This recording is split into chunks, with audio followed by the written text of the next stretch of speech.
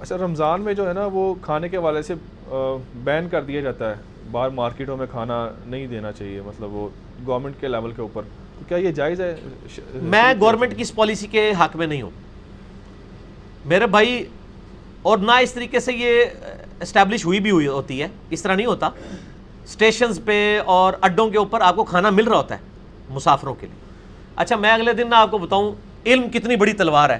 جب ہم چھوٹے چھوٹے تھے تو ہم جذباتی مسلمان تھے, کیونکہ مولوی نے ہمیں یہی بنایا تھا. ہم کسی کو نہ روزے کی حالت میں نہ گاڑی میں بھی پانی پیتے ہوئے دیکھتے تھے, بڑا غصہ آتا سی, یار میں رکھا ہے نہیں رکھ سکتا. ابھی میں اگلے دن اسلام آباد گیا, سخت گرمی تھی, تو بڑی مشکل سے میں نے روزہ رکھا ہوا تھا. میرے بالکل سامنے والی سیٹ کے اوپر نا ایک بندہ ٹھنڈے پانی کی بوتل پی رہا تھا. مجھے ایک لمحے کے لیے بھی نا اس کے لیے دل میں قدورت نہیں آئی. میں نے کہا مسافر ہے پر پی سکتا ہے, لیکن وہ اگر میں پہلے والا مولوی والا مسلمان ہوتا نا تو میں انہوں کہنا ویسے یار تو سارے سامنے کیوں پی رہے ہیں, مسافر ہے. اصولاً مجھے نہیں روزہ رکھنا چاہیے تھا. بخاری مسلم میں حدیث ہے کہ سفر میں روزہ رکھنا کوئی زیادہ نیکی کا کام نہیں ہے. بخاری مسلم میں حدیث ہے کہ ایک شخص کے اوپر اتنے لوگوں نے سایہ کیا تھا, اور نبی علیہ السلام نے کہا اس کو کیا ہوا ہے, کہ رسول اللہ اس نے روزہ رکھا ہے. تب باقی بیچارے روزے کی تکلیف باقی کاٹ رہے تھے. اور میں کوئی نیکی نہیں, لوگوں نے مصیبت ہی پایا روزہ رکھ کے انہیں. سفر میں روزہ رکھنا کوئی نیکی نہیں ہے. تو آج ہمیں کوئی تکلیف نہیں ہوتی, یقین کریں. تو گورنمنٹ کو چاہیے کہ کم از کم جو اڈے ہیں, اسٹیشنز ہیں, ان کے اوپر کوئی کھانے پینے کے اوپر پابندی نہ. آپ بدگمانی نہ کریں. ایک بندہ مریض ہے, مسافر ہے, یہ اس نے خود ڈیسائیڈ کرنا ہے.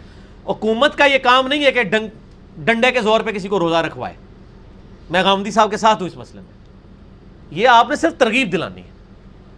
میں آپ کو ڈنڈے کے زور پہ کہوں گا کہ آپ اپنی بیوی کا خرچہ پورا کریں.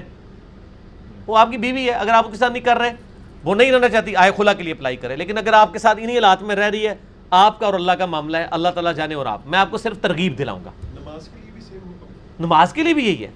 مار کے تو نماز نہیں پڑھوائی جا سکتی. کیوں پڑھوائیں گے آپ نماز؟ ترغیب دلائیں. باقی اس میں کچھ باریکیاں ہیں.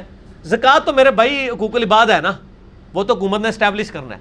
زکوٰۃ اور نماز کو کمپیئر نہ کریں, وہ ایک انڈیویجول کا فعل ہے. زکوٰۃ جو ہے وہ اللہ کا حق ہے اس کے مال میں, اور اس سے حکومتی نظام چلنا ہے. زکوٰۃ از آفیشیل ٹیکس آف اسلام. اس کے بغیر تو آپ معاملات نہیں چلا سکتے.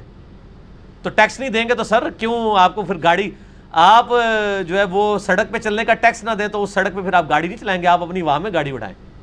سڑک پہ نہیں آپ کو چلانے دیں گے. تو جو لوگ ٹیکس دے رہے ہیں اور وہ زکوٰۃ کی نیت نہیں ہے, زکوٰۃ وہ اپنی الگ نکالتے ہیں. نہیں الگ ہی دیں زکوٰۃ. سر میرا زکوٰۃ والا 95 بھی دیکھ لیں ٹوٹل ہے نا. غامدی صاحب واسطے ٹور پو غامدی صاحب نے ایک اور مسئلہ بھی دسیا ہے.